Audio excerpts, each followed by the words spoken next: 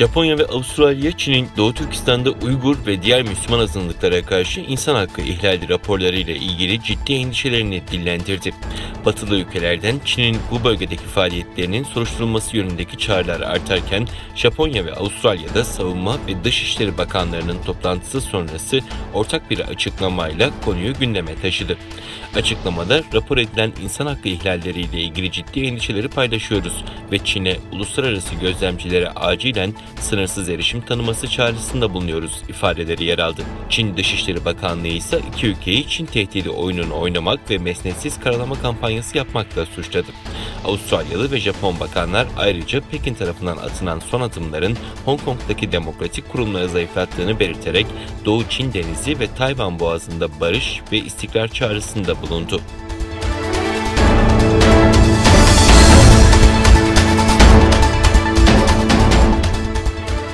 ABD Kongresi Çin Yürütme Komitesi'nin iki eş başkanı 8 Haziran Salı günü ortak bir bildiri yayınlayarak Apple'ı tedarik zincirinin zorla çalıştırma içermemesi sağlamaya ve Çin hükümetinin emek transferi programı, özellikle Doğu Türkistan'daki emek transferi programına katılan Çinli tedarikçileri tedarik zincirinden çıkarmaya çağırdı.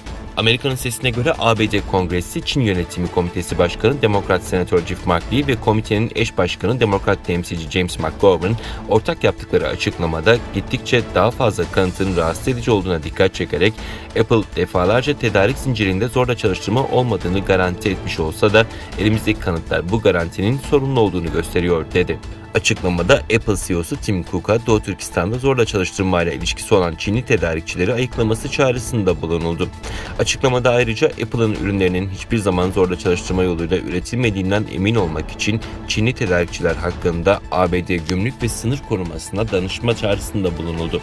Açıklamada Sincan'daki vahşete tutarlı, sert ve küresel bir yanıt verilmelidir denildi.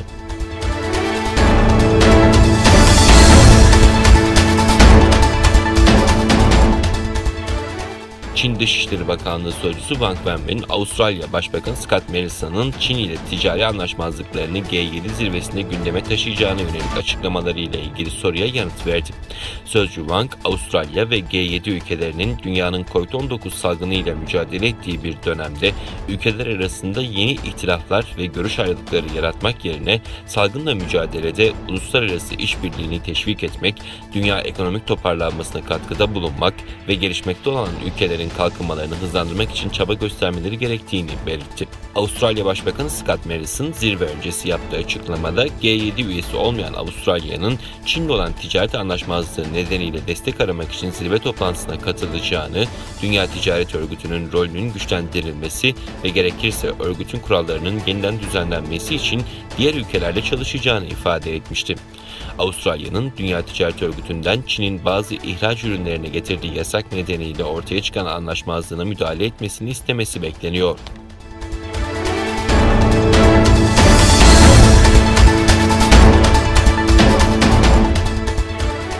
ABD hükümetine bağlı bir laboratuvarın COVID-19'un ortaya çıkışı hakkında hazırladığı gizli bir raporda virüsün Çin'in Wuhan kentindeki bir laboratuvardan sızmış olması makul bir varsayım olarak nitelendi ve doğruluğunun araştırılması tavsiye edildi.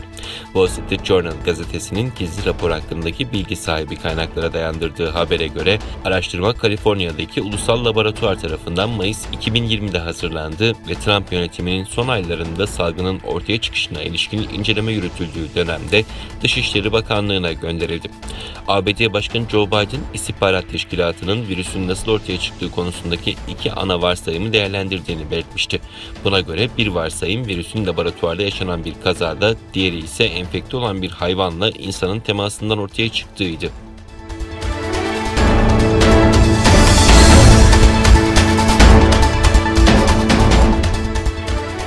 Romanya parlamentosu Çin'in telekomünikasyon devi Huawei'yi gelecekteki 5G mobil ağından çıkarabilecek telekomünikasyon ağlarını ve altyapısını düzenleyen bir yasayı onayladı.